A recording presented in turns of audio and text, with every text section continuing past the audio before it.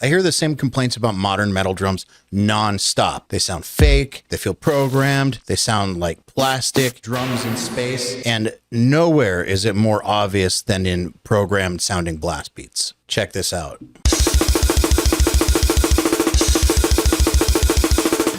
It's just awful. That snare sample is hard to listen to, but we've also all heard modern sounding metal drums that sound real. They feel real, they sound huge. You can close your eyes and imagine that there's a real drummer playing, and you can't hear the samples, but I guarantee you there's samples all over them.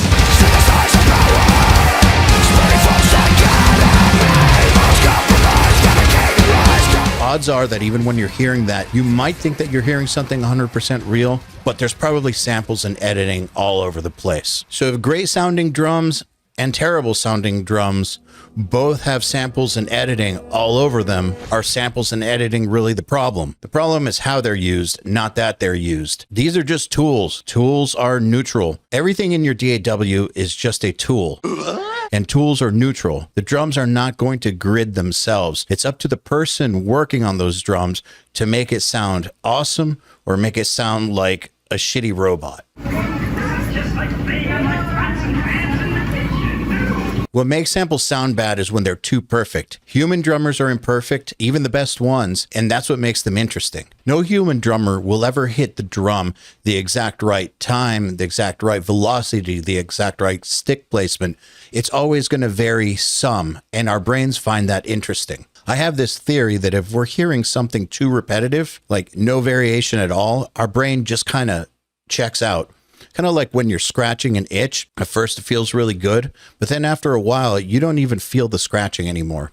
Same sort of thing. You might hear something really impressive and huge sounding, but if it's the same thing hitting you over and over and over again, like the same sample with no variation whatsoever, no velocity changes, all dead on the grid, your brain is going to tune out. So I'm going to show you some of the good ways that you can use this modern technology. And we're going to do this by examining how Dave Otero approaches blast beats. If you're not familiar with him, he's one of the best mixers in metal. He's worked with so many amazing bands ranging from Arcspire to Cattle Decapitation, Cephalic Carnage, and many, many more.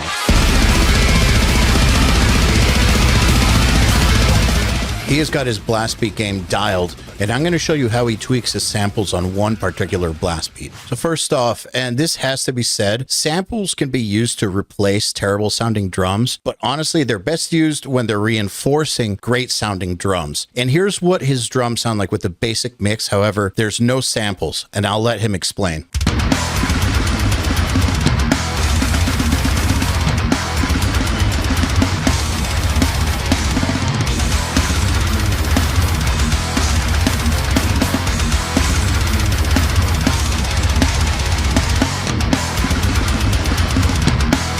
That already sounds pretty killer as is, and I know lots of bands who would be stoked if that was just their drum sound. But what's great about Dave is he always pushes himself further. What I'm really looking for is a little more volume and snap out of some of those blast sections on snare drum. I mean, any drummer that goes into a hand over foot black metal blast like that is going. Those could be some of your weakest snare hits across an entire album. So in real life, when a drummer goes to play blast beats, they have to play lighter. That's just because of the speed involved. They cannot hit as hard as they would on a breakdown with a snare on 2 and 4. That means that natural blast beats sometimes are just going to get lost in a mix. And contrary to popular belief, you can't always just turn the snare up. So the natural snare sounds like the natural snare. If we turn it up at this stage, for instance, if we were to go to these snare tracks, make a slice here, turn these up, what we're going to end up with is just a lot of cymbal bleed. Those snare hits aren't very powerful to begin with, and we're going to have a lot of crusty other stuff coming in. We're not going to get any more punch out of this part, so let's see what that sounds like.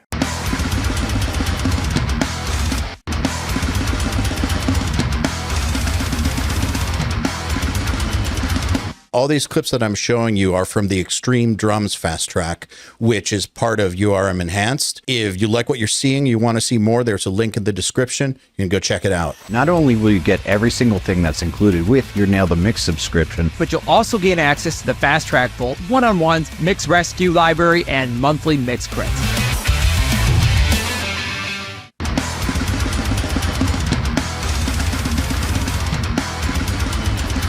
This might be too subtle for some of you listening. If you listen to the snare closely on the blast, you can hear what sounds like more noise and weird background frequency suddenly getting louder. And that's the bleed from the cymbals coming in. And trust me, that gets super annoying when you have those frequencies set at a certain level. And then you get blasted by weird cymbal tones just on blasts or fills. I used to do it all the time, so I know all about it.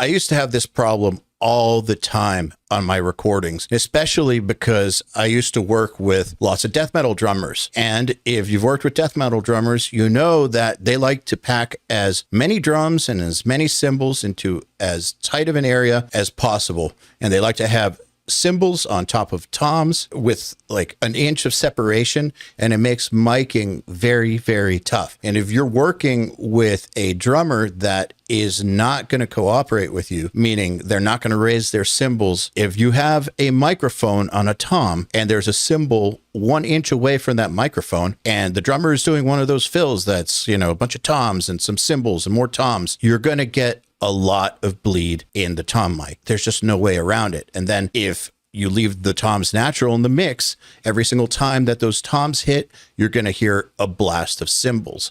And a lot of that has to do with just the nature of the beast, the way that drummers set up their drum sets. That's a lot of little moments where you're just getting blasted with weird frequencies. It adds up over time and makes for just a worse listening experience. It's not bad.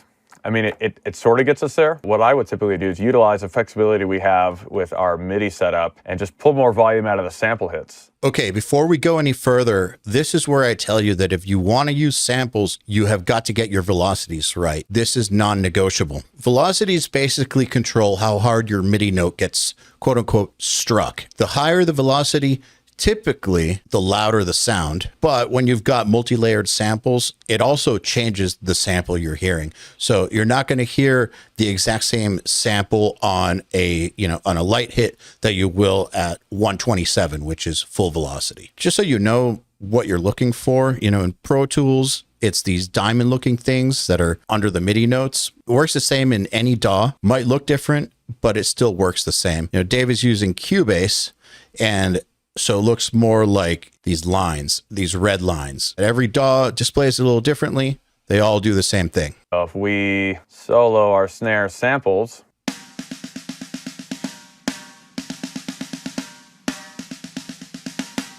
what we can do is just pull the volume of these samples up.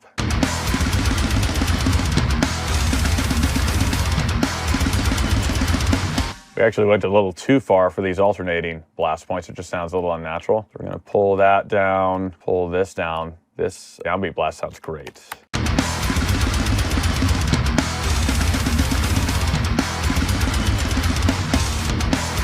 Now that sounds awesome to me. You still hear weight from those snares. They're not like way up front. It still sounds like a drummer's playing them. You're just giving this guy a little bit of help with the power on those sections. And the whole thing just sounds more balanced and like way more aggressive. It's just ripping my face off now. Where before it was like mostly the kick and the ride kind of driving it. Now you've got that intensity of like the interplay between the kick and the snare, which is really paramount for blast beats. Like they just have to be right in the right spot to create the right feel. Velocities are not enough on their own. The blast beats also need to be edited properly. And that's actually why I think that a good editor needs to be a good musician. But how do you know when something is too sloppy or too tight? How do you know when something has just the right feel? How do you interpret what the drummer is trying to do? There's this perfect blend of precision and feel that enhances a performance without making it sound or feel too robotic. That's what you're going for as an editor. And it's actually harder than it sounds, because if you go too far, you're going to end up with a robotic blast. If you don't go far enough, it might just sound weak or sloppy.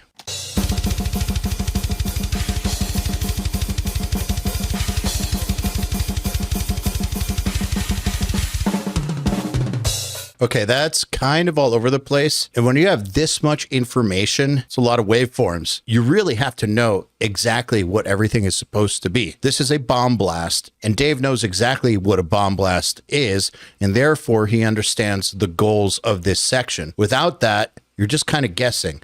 You have to know the genres you're working in. This is what is sometimes referred to as a bomb blast or a downbeat blast. We have snares on the downbeat on an 8th note and double bass kick in between, essentially what should be doing 16th notes, so double timing the snare. This matters a lot because Dave knows exactly what it's supposed to be. Based on that, he can figure out what to do next. It looks like we don't have the most consistent bass drum here.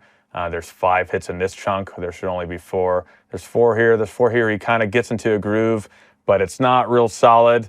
We're going to probably end up scrapping a lot of this initial kick drum performance and kind of drawing that in with MIDI after the fact. We just have 8th note snare drums that are supposed to be right on the beat. And hopefully this hi-hat is lining up for the most part, and then a little fill at the end. I've already created some hit points for these sections. Not much changes from how we did it for the initial like metal editing that we did. Since we're essentially ignoring kick drum, there is no kick drum here because I didn't make hit points for it. So we're going to leave the snare at 4 and the toms can just be at 3 just underneath. Go ahead and make our slices. Now let's see how lucky we get if we pick all of these. Make sure 8th notes is selected since that's our time base here. Let's, you know, since we're trying to get these real tight, let's jump up to 90%. This is really important. Notice he set it to 90%.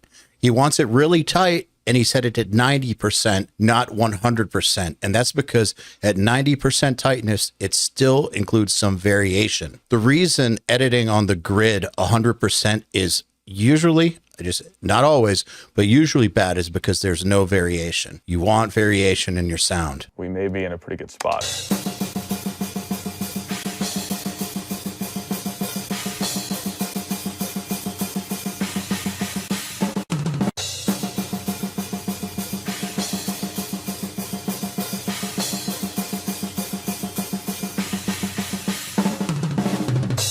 That's almost done. However, it's not quite there. It's not totally there. And this is why it takes someone with great ears to edit something properly. You can't just blindly apply editing settings to any program material and expect to get good results. You have to do everything very intentionally. You set it as well as you can for the situation, listen to the results, analyze, and fix further until you're done. Okay, I did hear one spot that sounded like maybe the hi-hat lagged just a hair. Let's see if we can find that.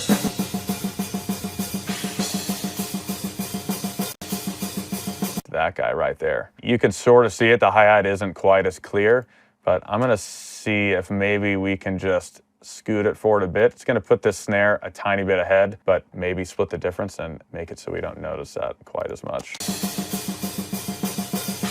Yeah, I think that sounds smoother to me.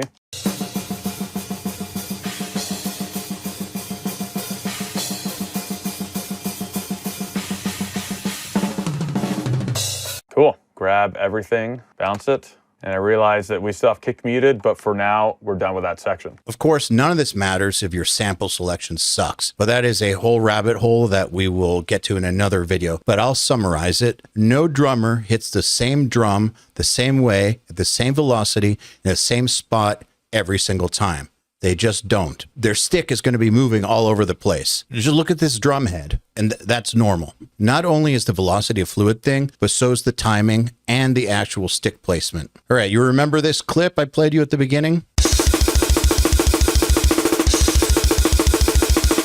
That's what a blast beat sounds like at full velocity, 100% to the grid with a one-shot sample. Pretty shitty, right? The idea is to find a multi-sample or several multi-samples that will give you several different options, several different samples per snare hit. And the good news is there are so many great multi-samples out there, it's not hard to find. One-shots aren't bad either. They definitely have their place, but you got to know how to use them. If you like what you saw here and you want to see more, go check out URM Enhanced. There's a link in the description of this video. There's over 75 fast tracks, just like this one, covering everything from mixing low-tuned guitars to extreme drums to vocal editing to vocal tuning to every single DAW under the sun. Really everything that goes into recording, mixing, and mastering modern metal. If you're familiar with Nail the Mix, but you want to go deeper, check out URM Enhanced. It's the perfect next step.